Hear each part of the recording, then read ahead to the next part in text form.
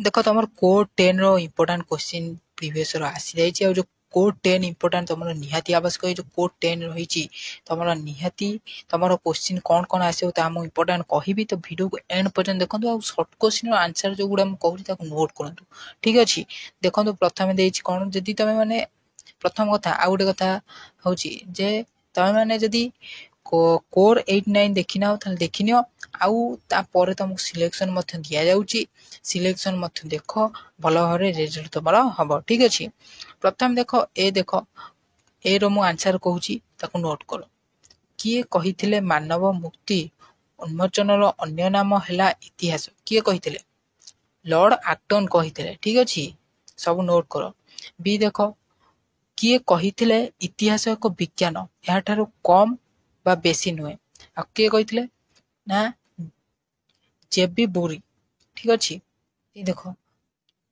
ଦ ହିଷ୍ଟୋରେଜ ପୁସ୍ତକ ରଚନା କରିଥିଲେ ମାନେ କିଏ ରଚନା କରିଥିଲେ ଦି ହିଷ୍ଟୋରେଜ ପୁସ୍ତକ କିଏ ରଚନା କରିଥିଲେ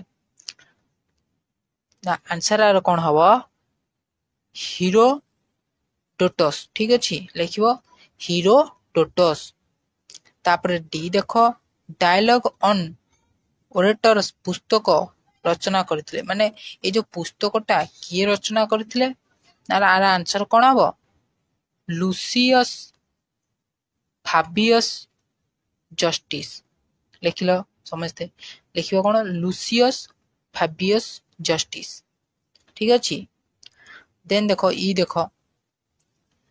ଭାରତର ଭାଇସରୟ ରୂପେ ଭାରତର ପ୍ରତ୍ନତତ୍ତ୍ୱ ସର୍ଭେ ବିଭାଗ ପ୍ରତିଷ୍ଠା କରିଥିଲେ ମାନେ କିଏ ଦେଇଛି କିଏ ଦେଇଥିବ ନହେଲେ ତମର ଡ୍ୟାସ୍ ବି ଦେଇ ଦଉଛି ଠିକ ଅଛି ତ ତମେ ମାନେ କଣ ଲେଖିବ ନା ଭିକେର କ୍ୟାନିଂ ଠିକ ଅଛି ଭିକେର କ୍ୟାନିଂ ଯୋଉଗୁଡା ମୁଁ ଡାକୁଛି ତମେ ମାନେ ନୋଟ କର ଆଉ ଯଦି ନୋଟ ନ କରିପାରୁଛ ତମେ ମାନେ କଣ କରିପାରିବ ନା ଟେଲିଗ୍ରାମ ର ଡେସକ୍ରିପସନରେ ଲିଙ୍କ ଦିଆଯାଏ ସେଠିକି ମଧ୍ୟ ଯାଇକି ସର୍ଟ କ୍ୱେଶ୍ଚନ ଆନ୍ସର ତମେ ପାଇପାରିବ ଠିକ ଅଛି ଦେନ୍ ଦେଖ ବ୍ୟାସ କହିଥିଲେ ଇତିହାସ ହେଉଛି ବର୍ତ୍ତମାନ ଅତୀତ ମଧ୍ୟରେ ଏକ ଅସମାପ୍ତ କଥୋପକଥନ କିଏ କହିଥିଲେ ଆର ଆନ୍ସର କଣ ହବ ଇଏଚ୍ କାର୍ ହେଲା ଆର ଆନ୍ସର କଣ ହବ ନା ଇଏଚ୍ କାର୍ ଦେନ୍ ଦେଖ ଗୋଟାଏ ଶବ୍ଦରେ ଆମେ ଉତ୍ତର ଲେଖିବା ନା କିଏ ଏକ ଅସମ୍ପୂର୍ଣ୍ଣ ପୁସ୍ତକ ପେଲେପେନିସିଆନ ଯୁଦ୍ଧର ଇତିହାସ ପୁସ୍ତକ ରଚନା କରିଥିଲେ କିଏ କରିଥିଲେ ନା ଆର ଆନ୍ସର କଣ ହବ ଏଟା ଜି ହେଲା ଠିକ ଅଛି ଆର ଆନ୍ସର କଣ ହବ ଉସିଡିଡିସ୍ ଠିକ ଅଛି ତାପରେ ଏଚ ଦେଖ କିଏ କହିଥିଲେ ଇତିହାସ ହେଉଛି ଅନାବଶ୍ୟକ ମୂଲ୍ୟହୀନ ବିଷୟ କିଏ କହିଥିଲେ ଆର ଆନ୍ସର କଣ ହବ ହେନରି ଫେଡ୍ ଠିକ ଅଛି ହେନରି ଫେଡ୍ କହିଥିଲେ ଇତିହାସ ହେଉଛି ଅନାବଶ୍ୟକ ମୂଲ୍ୟହୀନ ଦେନ୍ ଆଇ ଦେଖ କେଉଁ ଯୁଦ୍ଧରେ ବିଷୟବସ୍ତୁ ଉପରେ ହେରୋଡୋଟସ୍ ତାଙ୍କର ପୁସ୍ତକ ରଚନା କରିଥିଲେ ହେରୋଡୋଟସ୍ ଯୋଉ ଅଛନ୍ତି ତାଙ୍କର ପୁସ୍ତକ ରଚନା କରିଥିଲେ କେଉଁ ଯୁଦ୍ଧରେ ଠିକ ଅଛି ଆର ଆନ୍ସର କଣ ହବ ନା ଗ୍ରୀସ ଏବଂ ପ୍ୟାରିସ ମଧ୍ୟରେ ଗ୍ରୀକ ପର୍ସି ଯୁଦ୍ଧ ଗ୍ରୀକ ଆଉ ପ୍ୟାରିସ ମଧ୍ୟରେ ଯୋଉ ଯୁଦ୍ଧ ହୋଇଥିଲା ସେଇଥିରେ ସେ ପୁସ୍ତକ ରଚନା କରିଥିଲେ ଦେନ୍ ଯେ ଦେଖ କେଉଁ ଗ୍ରୀକ ରାଜନୀତିଙ୍କ ଉପରେ ପଲିବିୟସ୍ ତାଙ୍କର ପ୍ରଥମ ପୁସ୍ତକ ରଚନା କରିଥିଲେ କେଉଁ ଗ୍ରୀକ ତ ଏଠି ଆନ୍ସର କଣ ହବ ନା ଦାର୍ଶନିକ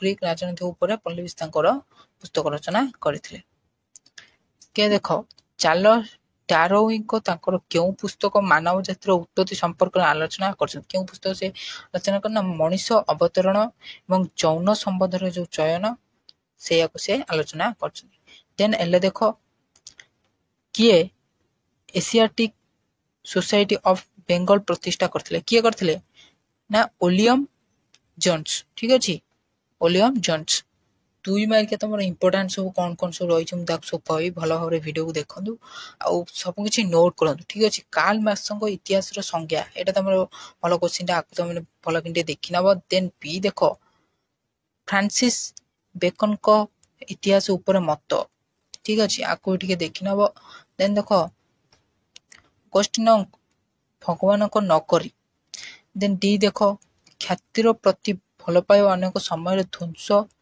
ପତନ ଦିଗକୁ ପଲ୍ଲବିତ କରିଥାଏ। ଥୁସିଡାଇସ୍ ଯୋଉ ଅଛି ହେଲା ଥୁସିଡାଇସ୍। ଦେନ୍ ଇ ଦେଖ ଲିଭିଙ୍କର ଐତିହାସିକ ଲେଖା ଗୁଡ଼ିକ ବସ୍ତୁ। ଏଇଟା ଟିକେ ଇମ୍ପୋର୍ଟାଣ୍ଟ କ୍ୱେଶ୍ଚିନ୍, ଆକୁ ଟିକେ ଭଲ ଭାବରେ ଦେଖିଥିବ। ଦେଖ ଇବନ ଖାଲଦୁଙ୍କ କିତାବ ଅଲ ଇବର। ତାପରେ ଜି ଦେଖ ପାକ୍ ଇତିହାସ, ଏଇଟା ଭେରି ଭେରି ଇମ୍ପୋର୍ଟାଣ୍ଟ କ୍ୱେଶ୍ଚିନ୍, ଆକୁ ଚିହ୍ନ ମାରି ରଖ। ଦେନ୍ ଦେଖ ଇତିହାସ ମୂଳ ହେଲେ ରାଜନୀତି ବିଜ୍ଞାନ ଫଳ, ଏଇଟା ତମର very very important question. Then ଦେଖ ସମସାମୟିକ ଦଲିଲ। ଦେନ୍ ଦେଖ ଇତିହାସରେ ପକ୍ଷପାତିତା, ଏଇଟା ବି ତମର ଭେରି ଭେରି ମାନେ VVI important, very very important question. Then ଦେଖ ତମର 3 ମାର୍କ ଆସିଲା, 3 ମାର୍କ କଣ ସବୁ ରହିଛି ଦେଖ ଇତିହାସର ଅର୍ଥ କଣ, ଏଇଠି ତମେ ଲେଖିବ 3 ମାର୍କ, ଏଇଟା ବି ଗୋଟେ ବଢିଆ କ୍ୱେଶ୍ଚିନ୍, ଆକୁ ଦେଖିକିନି ଆସିଥିବ। ଦେନ୍ ବି ଦେଖ ଇତିହାସର ସମସାମୟିକ ପ୍ରକୃତି, ଏଇଟା ବି ତମର ଇମ୍ପୋର୍ଟାଣ୍ଟ କ୍ୱେଶ୍ଚିନ୍। ଇତିହାସ ନୈତିକତା ଏମିତି ପକେଇଥିବ, ଇତିହାସ ନୈତିକତା ତାର ପାର୍ଥକ୍ୟ ଲେଖ, ଏଇଟା ଟିକେ ଦେଖିନି ଆସିଥିବ। ଦେନ୍ ଦେଖ ଥୁସିଡାଇସ୍ଙ୍କ ଲେଖାର ବୈଶିଷ୍ଟ୍ୟ, ଥୁସିଡାଇସ୍ଙ୍କ ଲେଖାର ବୈଶିଷ୍ଟ୍ୟ। ଦେନ୍ ଦେଖ ମାନବ ସଂସ୍କୃତି ଉତ୍ପତ୍ତି ଉପରେ ଇବନ ଖାଲଦୁଙ୍କ ମତ, ଏଇଟା ଟିକେ ଦେଖିନି ଆସିଥିବ। ତାପରେ ଦେଖ ସେଣ୍ଟ ଅଗଷ୍ଟାଇନଙ୍କ କନଫେସନ। ଜି ଦେଖ ଇତିହାସ ଓ ନୃତତ୍ୱ, ଏଇଟା ବି ଟିକେ ଦେଖିନି ଆସିଥିବ, ଆର ପାର୍ଥକ୍ୟ ବି ପକେଇ ପାରେ। ଏଚେ ଦେଖ ଇତିହାସ ଓ ମନସ୍ତତ୍ୱ। ଦେନ୍ ଦେଖ ଐତିହାସିକ ତଥ୍ୟ କଣ, ଏମିତି ପଚାରିଥିବ ଐତିହାସିକ ତଥ୍ୟ କଣ କ୍ୱେଶ୍ଚିନ୍ ପଚାରିଥିବ। ଦେନ୍ ଯେ ଦେଖ ଐତିହାସିକ ନିରପେକ୍ଷତା, ଏଇଟା ବି ଭେରି ଭେରି ଇମ୍ପୋର୍ଟାଣ୍ଟ କ୍ୱେଶ୍ଚିନ୍, ଆକୁ ବି ଟିକେ ଭଲ ଭାବରେ ଦେଖିନି ଆସିଥିବ। ଏ ବି VVI ଠିକ ଅଛି।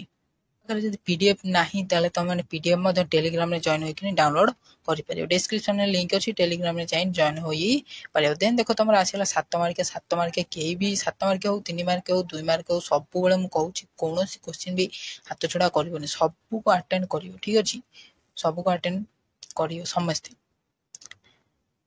ଦେନ୍ 4 ନମ୍ବର ଦେଖ ଏଠି 7 ମାର୍କିଆ ଆସିଲା। ପ୍ରଥମେ ଦେଖ 7 ମାର୍କ ଇତିହାସର ପ୍ରକୃତି ଓ ପରିସର ଆଲୋଚନା କରୁ। ଇତିହାସ ପ୍ରକୃତି ଓ ପରିସର, ଏଟା ତମେ ପ୍ରଥମରୁ ପୁରା ପଢିଥିବ, ଠିକ ଅଛି। ଦେନ୍ ଦେଖ ଇତିହାସର ବିଜ୍ଞାନ ସହିତ ସମ୍ପର୍କକୁ ସମୀକ୍ଷ କର।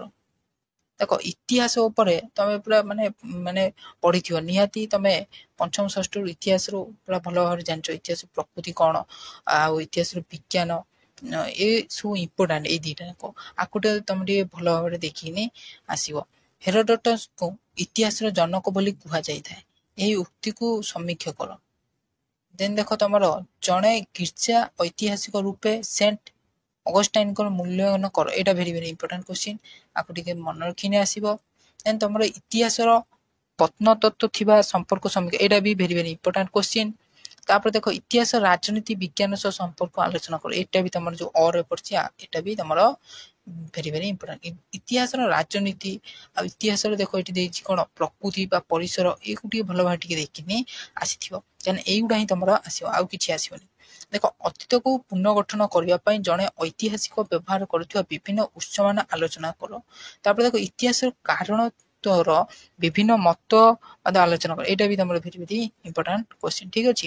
ଆକୁ ମୁଁ ଯେତିକି ବି କହିଲି ସମସ୍ତେ ନୋଟ କରି ରଖ, ଆଉ ଯେତିକି ଇମ୍ପୋର୍ଟାଣ୍ଟ ମାଇଲେ ତାକୁ ସମସ୍ତେ ପଢିକିନି ଯିବ। ଆଉ ତମ ସିଲେକ୍ସନ ମଧ୍ୟ ଦିଆଯାଉଛି, ସିଲେକ୍ସନ ମଧ୍ୟ ଦେଖିବ। ଏଥିଲା ଏତିକି ଭିଡ଼ିଓ, ଆଶା କରୁଛି ଆପଣଙ୍କୁ ଭିଡ଼ିଓଟି ଭଲ ଲାଗିଥିବ। ଯଦି ଭିଡ଼ିଓଟି ଭଲ ଲାଗିଥାଏ ତାହେଲେ ଭିଡ଼ିଓକୁ ଲାଇକ୍ କରିବେ, ଚ୍ୟାନେଲକୁ ଏଭଳି ଆଗକୁ ଭିଡ଼ିଓ ଦେଖିବା ପାଇଁ ଚ୍ୟାନେଲକୁ ସବସ୍କ୍ରାଇବ କରିବେ। ଜୟ ହିନ୍ଦ, ବନ୍ଦେ ମାତରମ୍।